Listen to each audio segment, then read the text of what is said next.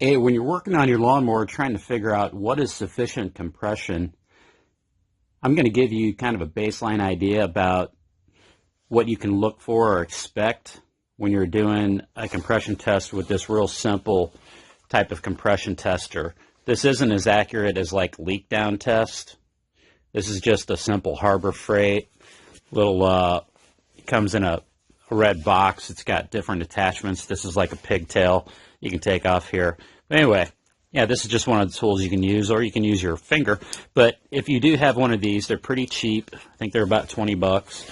You know, you can just take this pigtail, screw it into the spark plug hole. The other end of the connection goes onto here, kind of like a air tool fitting. All right. So we're going to get that in there. I'm going to pull it a few times. We'll see what kind of compression you need for one of these basic Briggs & Stratton. This is like, I don't know, it's probably about a 6-7 horsepower engine on a Toro recycler. Let's see how much compression we got, and let's see how it runs after we find out the compression it has. Taking the spark plug out.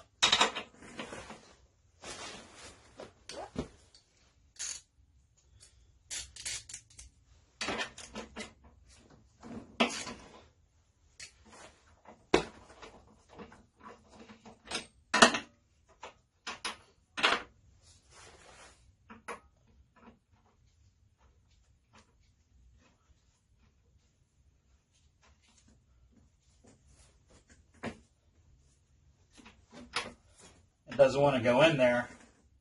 Let's make sure not to cross thread this for sure, going into that spark plug hole. Get it nice, firmly hand tight. Plug up this little pigtail into there, into the gauge, and let's see what we come up with. Pull it about 5 or 6 times.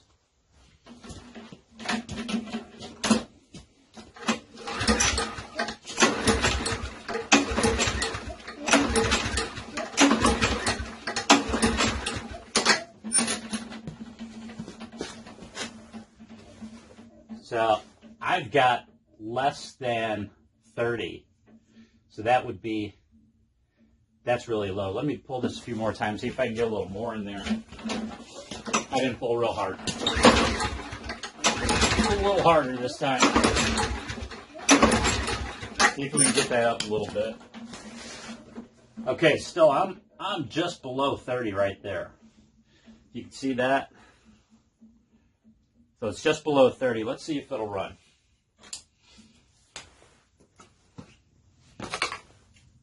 Is that enough compression for this thing to be able to run? When I got this, it was not running. And the main reason it wasn't running, a friend of mine gave me a call and said, "Hey, Rich, you have this lawnmower's sitting out in the street. So if you want, come pick it up." Gave me the address. I went to pick it up. Before I pick these up, I make sure that at least the engine spins. And then I take a look underneath at the blades, see if there's any major sudden stoppages that might have happened with the blade hitting something. And if that happens, if the blade's just totally whacked, I won't even take it, because it's, unless I want it for parts. If it's a nice mower, I might take it for parts. But if the blade's just like bent over because it hit something, I just say bad engine, you know. So that crank or the connecting rod inside of there is probably broke or something. Definitely the timing will be off. So that's a little more work.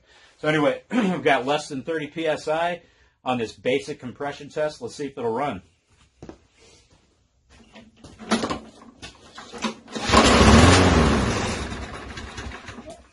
I think this is out of gas. I ran this out of gas last night. Let me put some in there.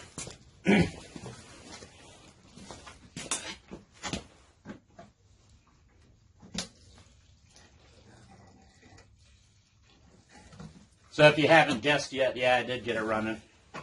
And it will run with less than 30 PSI, believe it or not. That's all you need. Okay, let that gasket in there a little bit. There we go.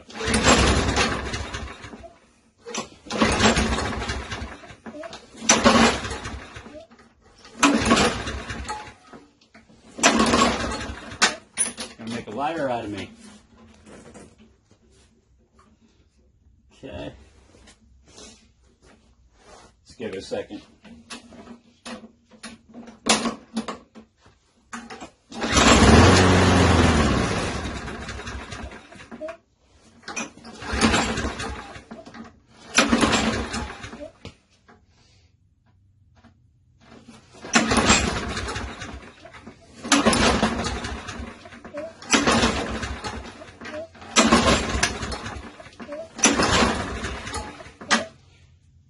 All right. It was running last night. Maybe that now it doesn't want to run with low PSI. Let's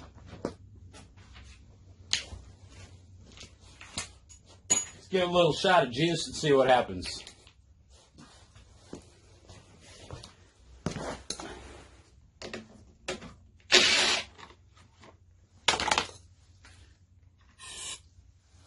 Magic juice.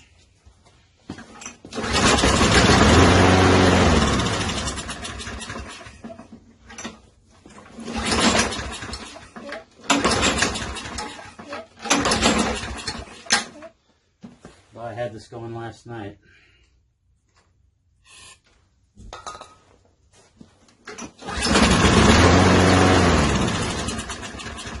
I'll have to get back into that carburetor. Okay, let's see what's going on with this carburetor. I hate to say it, but it's about the 5th time that I've had this. It's about the 4th time I've had this carburetor off here after cleaning it out. First I took it off and I got the bowl out. Just bowl off of it. It looked fairly clean inside. Well, the bowl nut passages were blocked, and I thought I cleared them enough, but apparently I did not.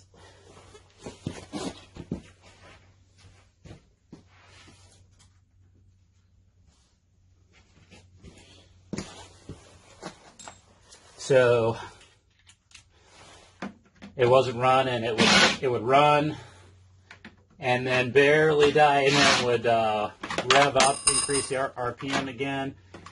And then it would go all the way down to very slow, almost dying, and then it would rev up again.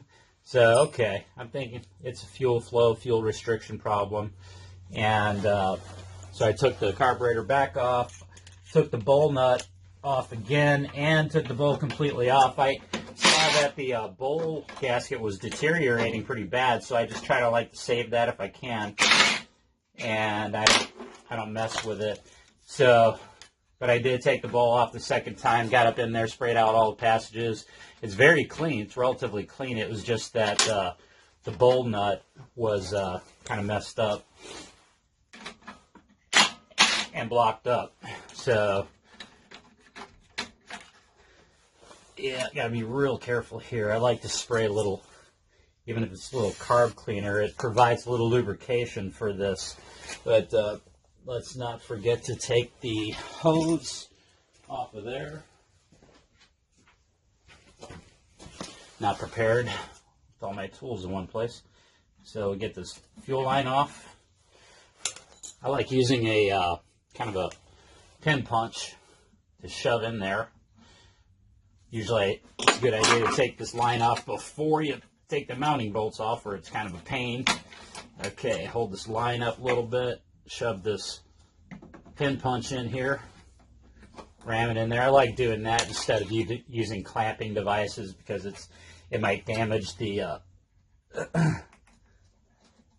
line, the hose. Okay, rotate that off of there real quick, and let's take this apart and see what's going on.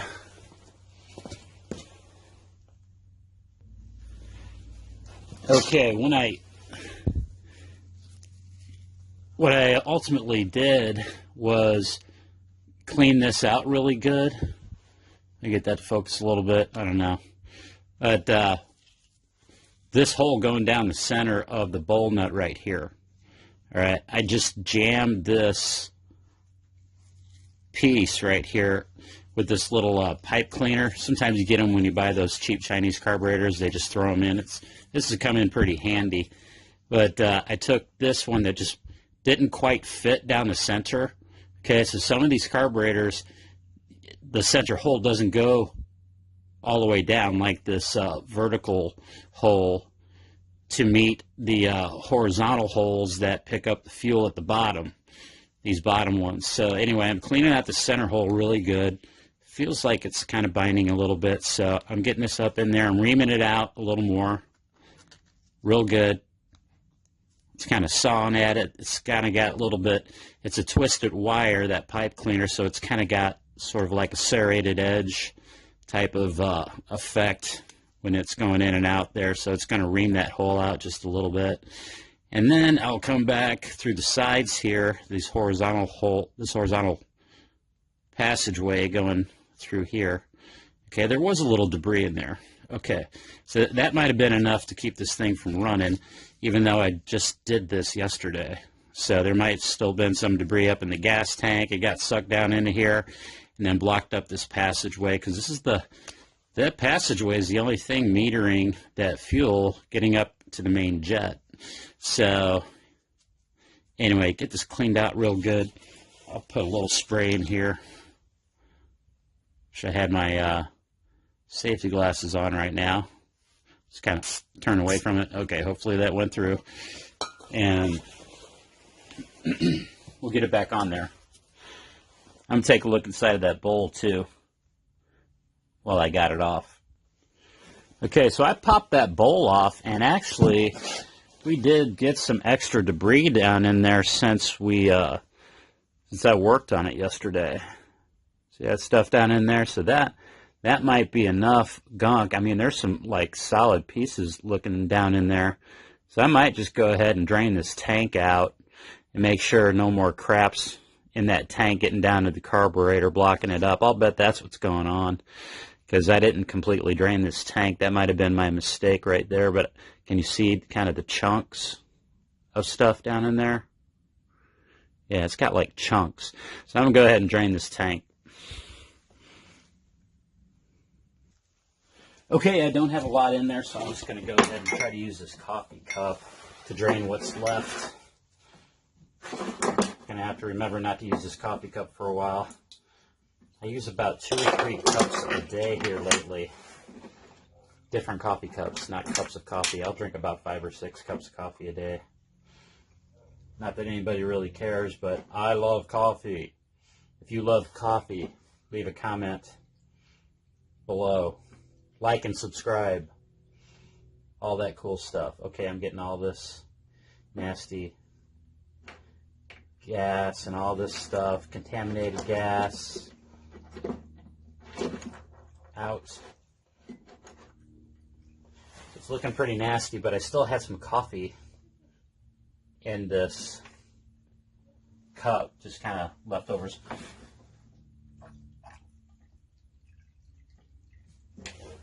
Okay, now it's full. Okay. I'm probably just going to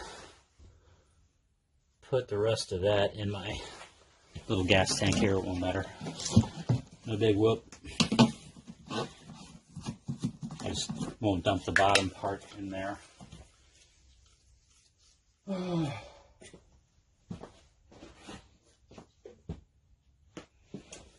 Don't want to waste that gas.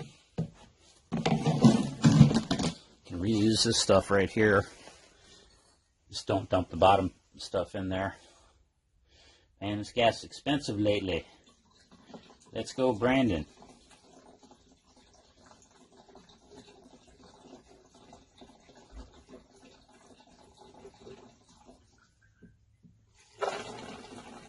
And there's a little bit of water in there too, it looks like. Yeah, it looks like a little bit of water in there too. Okay, let's get the rest of this out. I'm going to blow it out, try to blow out whatever kind of contamination's in there.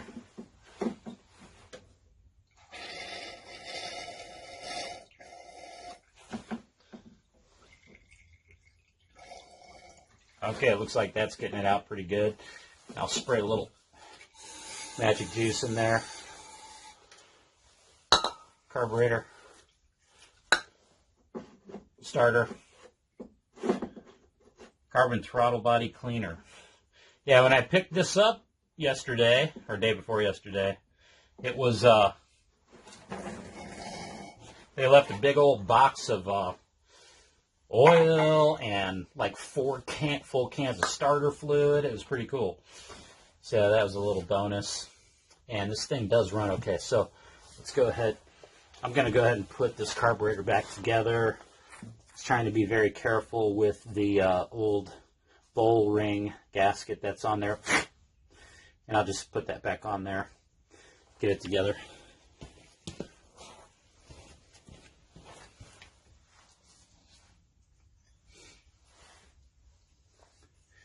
Kind of get this needle.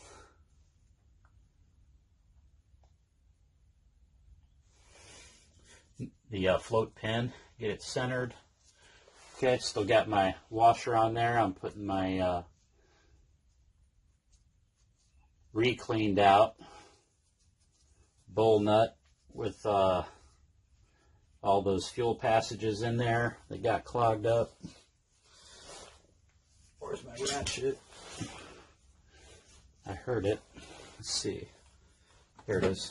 Had that towel down here. Soaking up that gas. On a Sunday morning, March 27th. Missed church. Okay, let's get this back on here. Yeah, and that ring is still there. Okay, good. Let's kind of pop this back on here for right now. All right.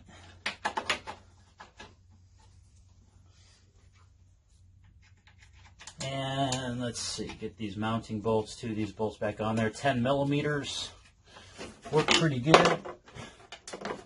This one, that inside one is kind of hard to get to, so I like using a small 1/4 inch drive on this because it's easier to get back to get around the outside flange of the carburetor there. So let's get this back on here real quick.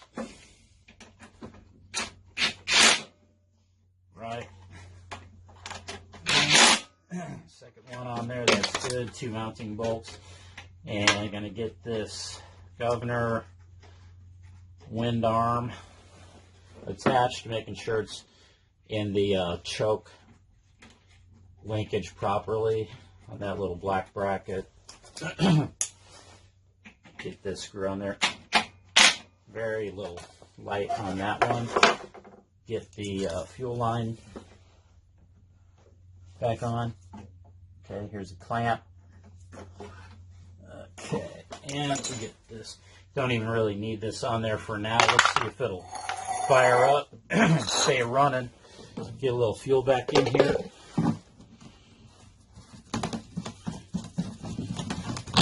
I saved what the very last stuff that came out of the bottom. I saved it, and it looks like definitely there's some water in there. Maybe I'll dump this out and let you see it.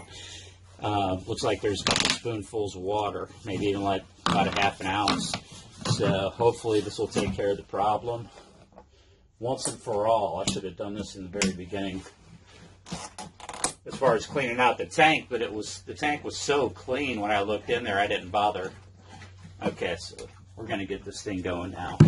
Okay, remember this only had, what was it, less than 30, almost 30 psi. So we're going to see if it'll run. I know it'll run. Probably just got fuel passage blocked up with debris that was in the gas tank. So let's see if she'll fire up. Don't want to run over my tools.